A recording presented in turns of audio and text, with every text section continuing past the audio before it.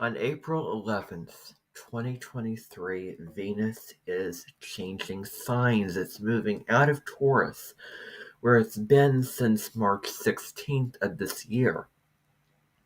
And so Venus is going to be in the sign of Gemini from April 11th to May 7th. Now, Venus is all about what we love, who we love, and also what we value, and also what we find pleasurable in life. What brings us joy, and how do we want our relationships to be? Whom do we want to be in terms of showing up for relationships? And what is, because the sign that Venus is in your natal chart shows what the quality in relationships, that you want that to be. What's the quality that you want in your relationships, based off of the different archetypes of the 12 zodiac signs. And so Venus in Gemini, I have Venus in Gemini, in my natal chart. And so Venus in Gemini is about, this transit is where we might be feeling like we might want variety, the craving for, variety, of not having things being the same old, something to, spice it up, like, going and traveling to this place, or, just something new, in, relationships. And something fun, like doing a fun activity with a, partner, for example. And it's also, a time where our curiosity, needs to be fulfilled, and we need that stimulus, because Gemini is the sign of intellectual stimulation, and Gemini is a sign that's the child that asks so many questions and is endlessly curious about many things in life. And Gemini is the butterfly, sort of hopping from, one flower to another. So our curiosity for, in relationships and, learning new things could be, heightened, and a light could be sort of, like, that could be put under the microscope at this time. And Gemini is also very spontaneous. Spontaneous. It doesn't want to, just follow the script. It sort of wants to go off the script and, do its own thing, and, go here or go over there, having this idea and just doing it because, you feel in the mood to do it. And you want to do it, and this little change I want to make, this idea that I think will be really neat. Let's just do it. Yeah, there's so many different things, like that, where, you can, get out and, go places. And there's just sort of a open, optimistic, intellectual view of, life that has so much to offer. And now's the time for, a new adventure, and to explore, many different aspects of life. Making sure that we're not getting too caught in the shallow aspects of it, because Gemini can be, pretty shallow at worst. And, let's not get caught in the superficial, remembering that all that glitters is not gold. But Gemini likes to connect on those intellectual and superficial ways. Um, and So, again, strengthening of intellectual connections and relationships. There needs to be stimulus in relationships. And it's time to learn more about the people in our world. And we can also connect, through, the mind, connection through the mind, as opposed to, emotional connection. Now, we can value intellectual connection in relationships. That becomes very important. This is a wonderful time to read books and, watch documentaries, learn something new, because Gemini is about, learning, and it is the first air sign of the zodiac. And it is mutable, and it's kind of scattered, let's go over here, let's go over there type of energy.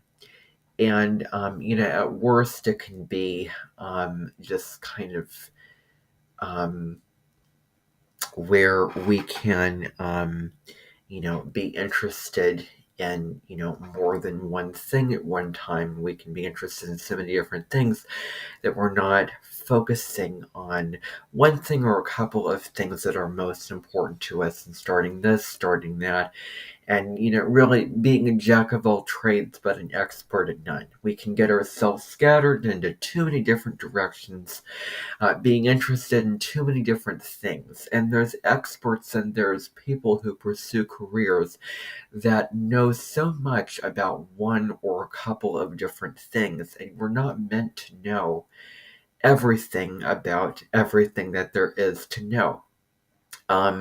Because Gemini, really needs newness of, things to be different, of learning a little bit about this thing, a little bit about that thing.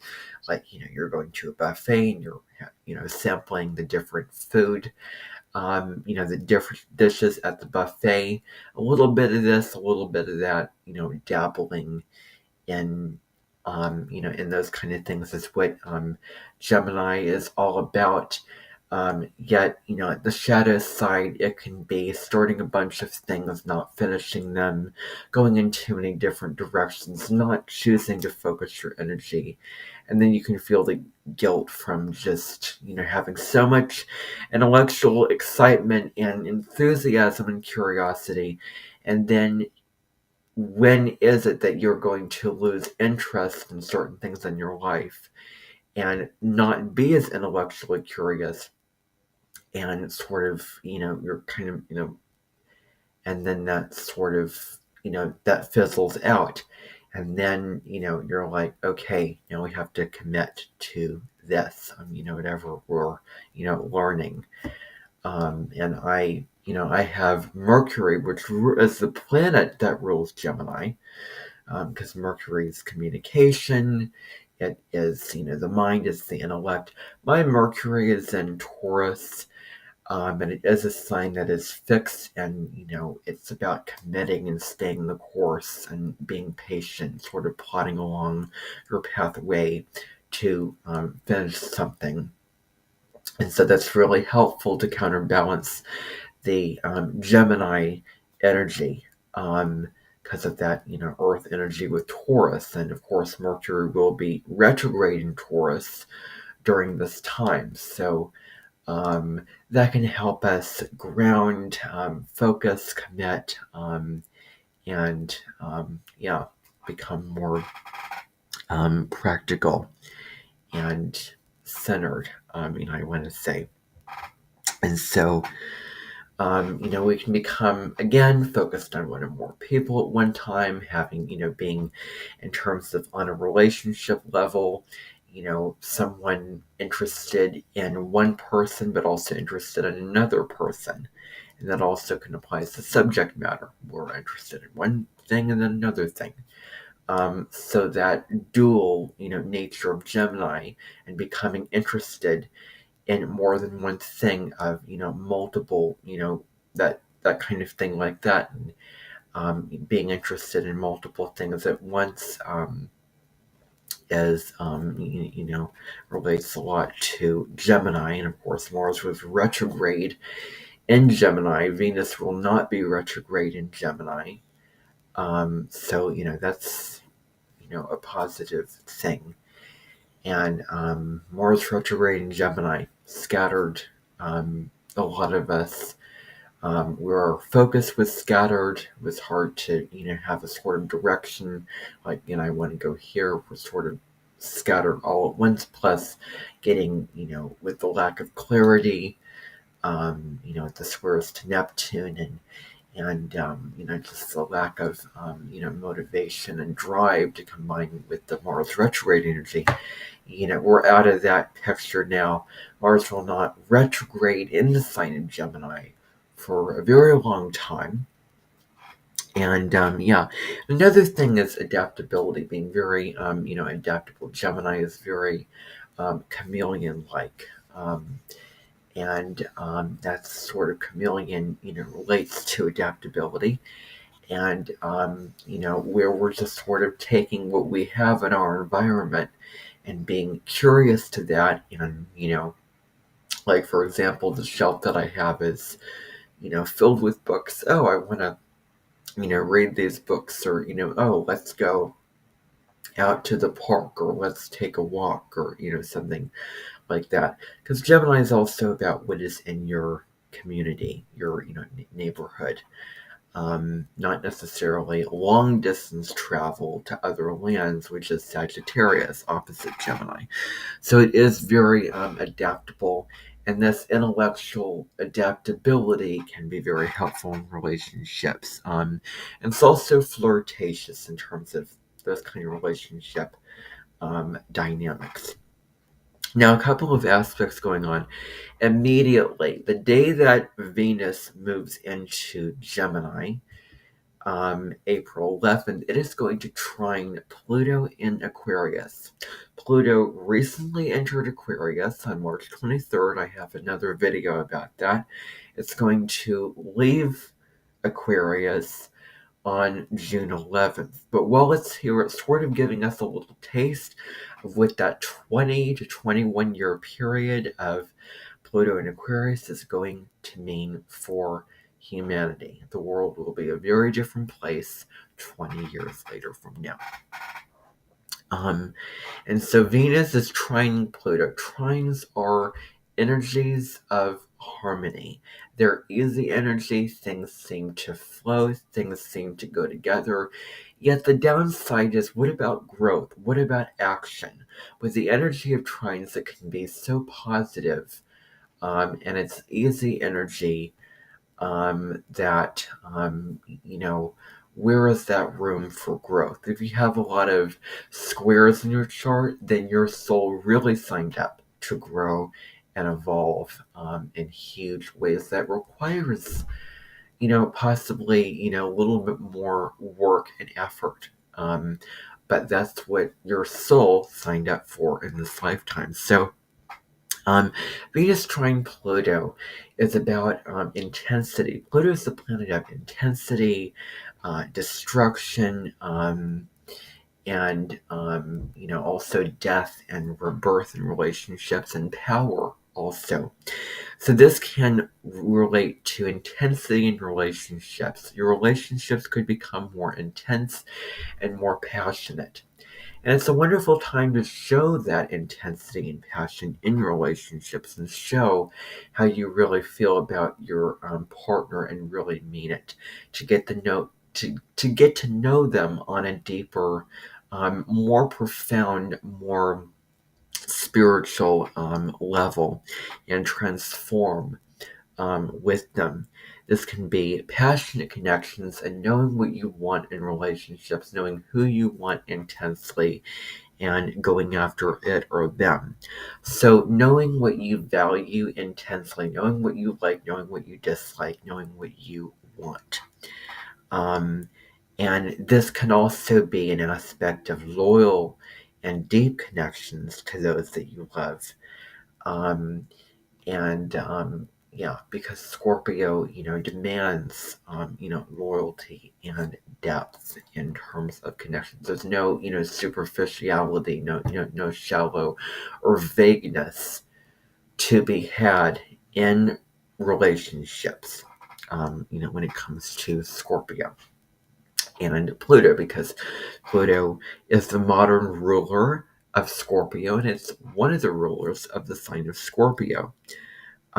So, deeper connections, knowing them, knowing the person born at a deeper heart level, soul level, and also because Venus rules over money as well.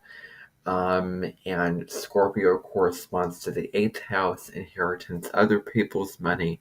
So, money making, having a desire, because Pluto relates to desire. Scorpio relates to that also. So you know what you want, you know what you desire, and you're going into that, and then, making the money for your needs or wants, or all this kind of thing. So, wonderful for really putting your focus on something that is based off of you earning the money for, achieving that thing and getting that in return, and yeah, going after it. um, and love, and there's a love for what you find pleasurable. There's an intense love and need for pleasure, as well, and what is delicious. And I also want to throw, sex into the mix because Pluto deals with those taboo topics. So that can be more common. Maybe more people feel, a desire for more of sex, in relationships during that time. I mean, I was reading an article called, Have More Sex, Please. So, it's talking about the, benefits of that in relationships. I don't want to go into that too much, but another aspect, which is happening on the 14th of April, so a couple of days after Venus enters Gemini. Now, keep in mind also that Jupiter and the Sun are going to come together in the sign of Aries also on the 11th. So that creates an optimistic, lucky energy where you can really go after what you want and bring your desires into, and, make them possible. Because nothing is impossible. Because Venus squaring Saturn on April 14th. What is this about? Saturn is about hard work, and it's about hard work. It's about discipline. It's about things not coming easily, and it is a malefic energy which requires a lot of focus and determination and effort. Um, and this is hard work in relationships. It deals with having to work for that, loyalty, that that connection, that beauty of connection in relationships. And it's also a time where you really need to get serious about your relationships and really develop a structure in your relationships. Is the relationship suitable? Is it sustainable for the long term? What has to change in order for this to be more effective, useful? Does the relationship serve you? Does it not? Where it can feel really serious. There's maybe a little bit of disconnect or not feeling as emotionally connected to the person. Um, and where relationships require a lot of work and really seeing what is and the reality of what has to change. And this is a time where, in terms of relationship money and your values, you're going to be having a kind of reality check where you're looking at absolutely what is. And then you can decide what has to happen because of that, what has to change, what has to be taken out of the equation, what has to be put in, who knows. So, um, you know, that's what's going on there. And then May 4th, just a couple days prior, just a day before a lunar eclipse in the sign of Scorpio on the 5th of May, we're going to be having Venus squaring Neptune. And a couple of different things. This can, Venus square Neptune is about you may be feeling insecure about how you, appear, how you present yourself. And you may feel, disconnected, out of sorts, a kind of, because Neptune is about, the ethereal, the other worlds, and not being connected on the earthly plane. And Deborah Silverman, an astrologer and psychotherapist, the first astrologer I've ever started watching and followed, said that because Neptune rules Pisces, if there is a spaceship that would land on Earth, Pisces would be the first to board it. Because Pisces wants, there's a great desire for escapism. And there can be problems with, addictions, film, getting caught in the illusions of things, and getting off planet, where you're not grounded to the here and now of the logical, practical plane of Earth, and also could relate to being caught in victimhood, and also being taken advantage of in relationships. So where you're being taken advantage of, being, used in, in your relationship with certain, manipulation tactics, or other, issues going on. Look to where you might be being taken advantage of in your relationships also. So that might be something to examine and consider and reevaluate during this time, and what those relationship dynamics are. So that is your video on Venus in the sign of Gemini, this transit, and I hope that you enjoyed.